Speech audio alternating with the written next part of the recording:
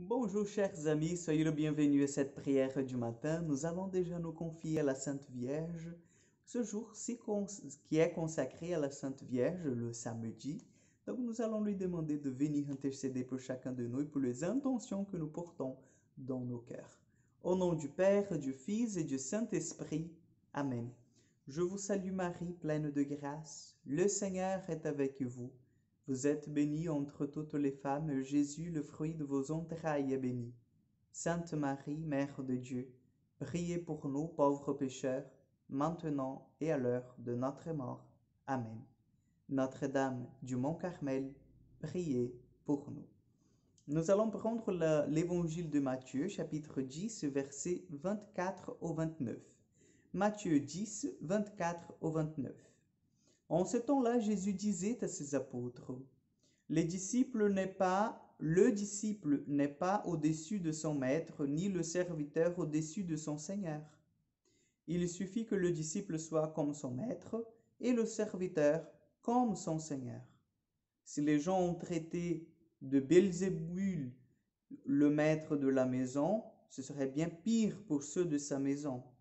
Ne craignez donc pas ces gens-là, rien n'est voilé qui ne sera dévoilé.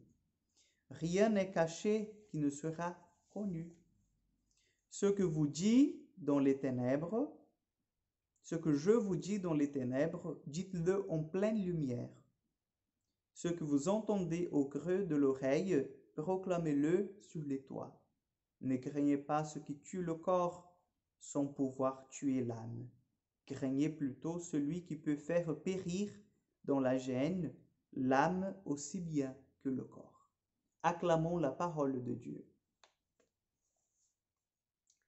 Oui, chers amis, nous bouclons cette semaine, la semaine où nous avons bien réfléchi, prié, médité sur la mission. Et Jésus, aujourd'hui, dans ce samedi, vient nous dire que le disciple n'est pas au-dessus de son maître. Donc, le même sort que le maître a eu, les disciples peuvent aussi et vont aussi avoir. Donc, si on m'a traité comme lui, bien, il nous a bien dit, si on m'a traité de Belzébul, c'était par Belzébul que j'expulsais les démons, alors vous vous rendez compte de ce qu'ils vont dire de vous, qui êtes mes disciples? Donc, chers amis, la méditation d'aujourd'hui, elle est vraiment centrée sur notre vocation chrétienne. Ne craignez pas ceux qui peuvent tuer le corps, ne craignez pas ceux qui vont vous mépriser dans les rues, ceux qui vont vous dire du mal, ceux qui vont se moquer de vous parce que vous êtes chrétien.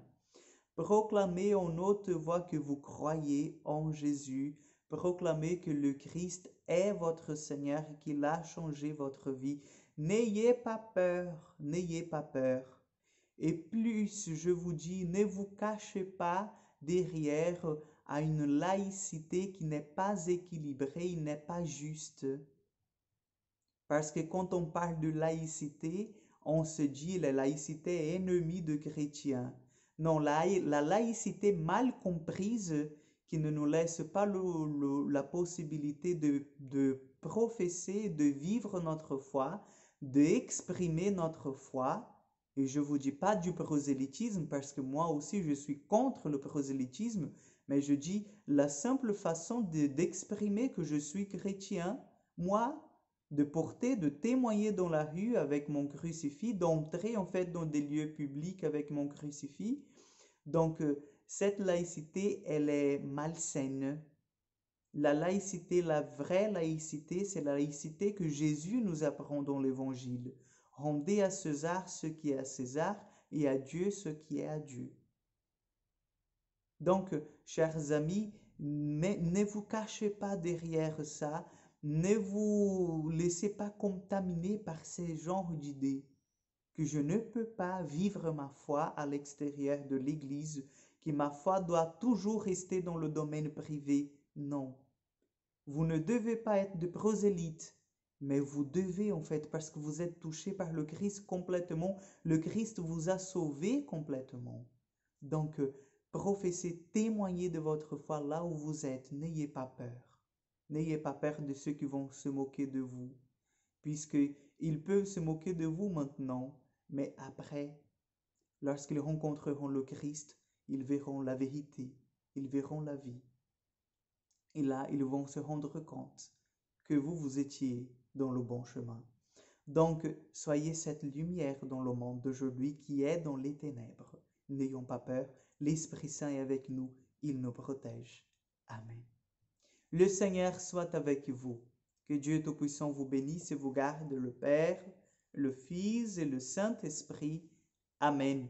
Que Dieu vous bénisse. Je vous souhaite un excellent week-end et à mardi pour encore une prière du matin.